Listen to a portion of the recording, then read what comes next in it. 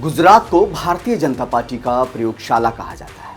यहाँ अपनाए गए कई फॉर्मूले बीजेपी देश भर में लागू करते आई है। गुजरात में मुख्यमंत्री भूपेंद्र पटेल को छोड़कर गुजरात सरकार के सभी 16 मंत्रियों ने गुरुवार को अपना इस्तीफा दे दिया।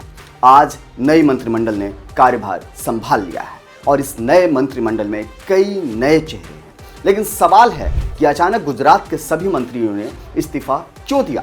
क्या यह महज संयोग है या फिर एक प्रयोग? क्या गुजरात के मंत्रियों के प्रति अंदर ही अंदर गुस्सा था? क्या जातीय गणित को दुरुस्त करने में बीजेपी जुट गई है? और क्या एंटी इनकम्बेंसी फैक्टर को बीजेपी इससे खत्म करना चाहती? आगे इन सभी सवालों का जवाब तलाशेंगे और एक एक कर हर सवाल का जवाब आपको देंगे। मंत्रियों के इस्तीफे के पीछे की पूरी कहानी आपको समझाएंगे।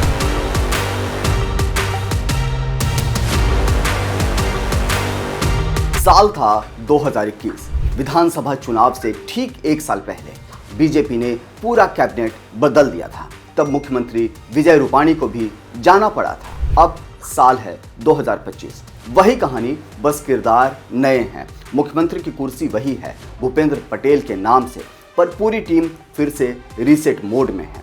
तो आखिर बीजेपी ने यह कदम क्यों उठाया? क्या मंत्रियों के कामकाज को लेकर नाराजगी थी या फिर जातीय समीकरणों को नया आकार दिया जा रहा है? बड़े अहम सवाल हैं और इन सवालों का जवाब तलाशने बहुत जरूरी है। बीजेपी की राजनीति में यह सब कुछ नया नहीं है। गुजरात शुरुआत से ही अक्सर दिल्ली का असर दिखता रहा है गुजरात पर। 2021 में जब गुजरात में पूरी सरकार बदली गई थी तो कुछ महीनों बाद यूपी, उत्तराखंड और कर्नाटक में भी संगठनात्मक बदलाव दिखे थे। अब फिर वही पैटर्न दोहराया जा रहा है, जैसे किसी ब्लूप्रिंट की नई कॉपी हो।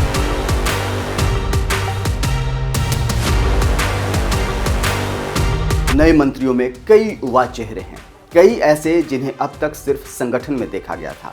इससे एक संदेश साफ है कि बीजेपी गुजरात को सिर्फ जीते रहने की नहीं बल्कि हमेशा आगे रहने की रणनीति पर खेल रही है। गुजरात बीजेपी का सियासी प्रयोगशाला है और ये क्यों कहा जा रहा है, इसको समझना बहुत जरूरी है। गुजरात में बीजेपी समय समय पर परंपरागत राजनीति से हटकर कई सफल प्रयोग करती रही है।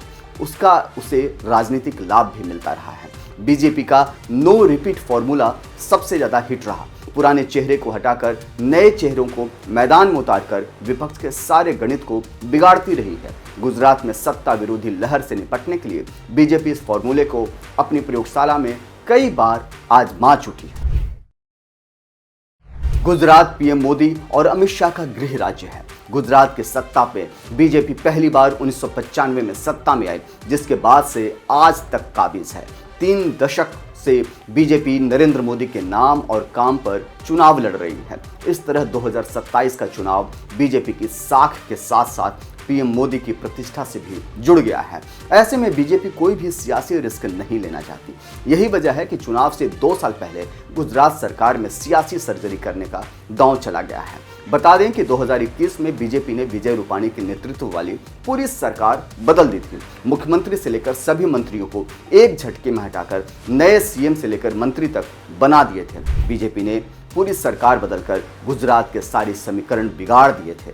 2022 के विधानसभा चुनाव में बीजेपी ने गुजरात की 182 में से 156 सीटें जीतकर इतिहास रच दिया था। अब बीजेपी दोबारा से 2027 के चुनाव से 2 साल पहले गुजरात में सियासी सर्जरी करने का दांव चल रही है।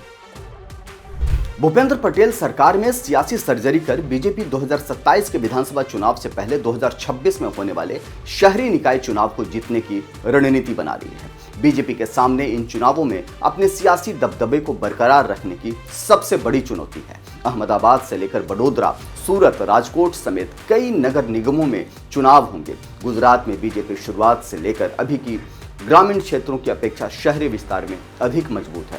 ऐसे में बीजेपी इन चुनावों में कोई भी नुकसान नहीं उठाना चाहती। बीजेपी ने गुजरात में सीआर पाटिल को प्रदेश अध्यक्ष पद से हटाकर जगदीश विश्वकर्मा को प्रदेश संगठन की कमान सौंपी है। विश्वकर्मा अभी तक भूपेंद्र पटेल सरकार में सहकारिता मंत्री थे। इस आगामी निकाय चुनाव से पहले बीजेपी आला कमान ने संगठन से सरकार में बदलाव का निर्णय लेकर एक सियासी आधार रखना चाहती है। दिल्ली की सत्ता से बाहर होने के बाद आम आदमी पार्टी ने अपना फोकस गुजरात पर किया है, तो कांग्रेस 2024 के बाद से ही एक्टिव है। पिछले 6 महीनों में राहुल गांधी 5 बार गुजरात का दौरा कर चुके हैं। कांग्रेस अपने संगठन को जमीनी स्तर पर मजबूत करने की कवायद में जुटी है ताकि 2027 में सत्ता में लौट सके। सौराष्ट्र की विसावदर सीट को आम आदमी पार्टी ने जीतकर बीजेपी को टेंशन में डाल दिया था, तो कांग्रेस का गुजरात में सक्रिय आदिवासी बेल्ट में बीजेपी की तकलीफ बढ़ा सकता है। नए मंत्रिमंडल के गठन में इन दोनों क्षेत्रों को तवज्जो मिल रही है। ऐसे में बीजेपी आदिवासी बेल्ट को साधने के लिए सरकार में डिप्टी सीएम जैसा भी प्रयोग कर रही है। गुजरात में विधानसभा की 27 सीटें आदिवासियों के लिए आरक्षित हैं, जबकि आदिवासियों का प्रभाव राज्य की करीब 40 सीटों पर पड़ता है। इसके अलावा सौराष्ट्र क्षेत्र में पहले से नाराजगी है, तो राजपूत लंबे समय से नाराज चल रहे हैं। भाजपा से नाराजगी के कारण वो वोट बैंक खिसक सकता है। इस तरह बीजेपी के लिए गुजरात में सियासी सर्जरी कर नए सोशल इंजीनियरिंग बनाने की जरूरत महसूस हो रही थी। इसलिए बीजेपी ने भूपेंद्र पटेल कैबिनेट को नए तरीके से गठन करने की रणनीति अपनाई ताकि गुजरात में अपना सियासी वर्चस्व को वो बरकरार रख सके। गुजरात में बदलाव कभी अचानक नहीं, हर इस्तीफे, हर नियुक्ति बीजेपी की रणनीति के बड़े समीकरण का हिस्सा होती है। सवाल ये नहीं कि मंत्रियों ने इस्तीफा क्यों दिया, असली सवाल है कि अब इस प्रयोग का अगला एक्सपेरिमेंट कहां होने वाला है। मैं हूं नीरज शर्मा और आप देख रहे हैं ONOG इंडिया, जहां राजनीति नहीं उसके परतें पढ़ी जाती हैं। कैसा लगा ये वीडियो आप हमें ज़रूर बताइएगा। तब तक के लिए जय हिंद, जय भारत, नमस्कार।